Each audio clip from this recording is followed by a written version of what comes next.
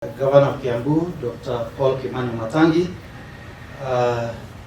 County Assembly Speaker, Wanathiano, Majority, Musheke, all the MCs present, all county executive members present, na members wa Bursary Committee. Habari zenu.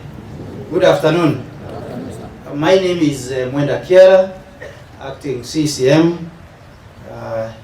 This Department of Education. I'll have little to say, but just I've stood in front of you to make a few comments. But the first one, because there is official expectation of the CEC, what we are supposed to do in terms of offering guidelines about the bursary that we're about to, which is about to be launched now by His Excellency the Governor. I won't have much to add other than the official position, but as I come to give the guidelines of this second bursary fund, which we are about to launch, is that we expect a lot of transparency in issuance of the same when you go with that bursary at the grassroots. Therefore, with those just few things, it's just to give the official guidelines as expected by the law. Your Excellency, plus the members present, pursuant of Section 5 of Kiambu County Bursary Regulations, each financial year the executive member shall issue guidelines stipulating the minimum amount that may be awarded to an applicant in respect to the type or level of school the applicant is attending. And therefore, the categories, of course, of the institutions that are expected is national schools, county schools, sub-county schools, all district schools as the case may be. Day school, special secondary schools, special primary schools, university, colleges, and in addition, the Kiambu County Bursary Act 2014, Section 16 states that the monies disbursed or on an education grant, bursary or scholarship may be applied towards any of all the following uses depending on the eligible student needs and any guidelines prescribed as follows. 1. All sections of the bursary application form must be fully filled. Any gaps leads to disqualification of the applicant. 2. No photocopy of bursary form will be accepted. 3. Maintain a register of all applicants issued with bursary forms, and a copy of the same should be submitted to the bursary office as per attached template, which we will have, of course, after this. Accountability of the application forms, that is reconciles the number of forms issued with the number of successful beneficiaries, unsuccessful applicants, and unturned forms. 5. The minimum allocation to any beneficiary will be 2,000 shillings, and this will be awarded to day schools.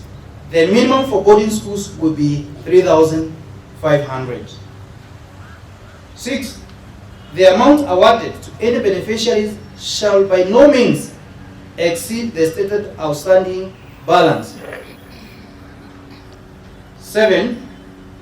An adequate allocation will be set aside for vocational training centers since they are the county's core mandate. 8. Timelines for submission of the schedule and minutes must be adhered to, failure to which the bursary request to be declined by the Kiambu County Bursary Committee. The schedule should be submitted without any alterations, e.g. use of whiteout, pen cancellations, etc. should be duly also duly signed by both the chairman and the secretary of the award committee, and the identity card number included. The award schedule must always be accompanied with minutes of the award committee meetings.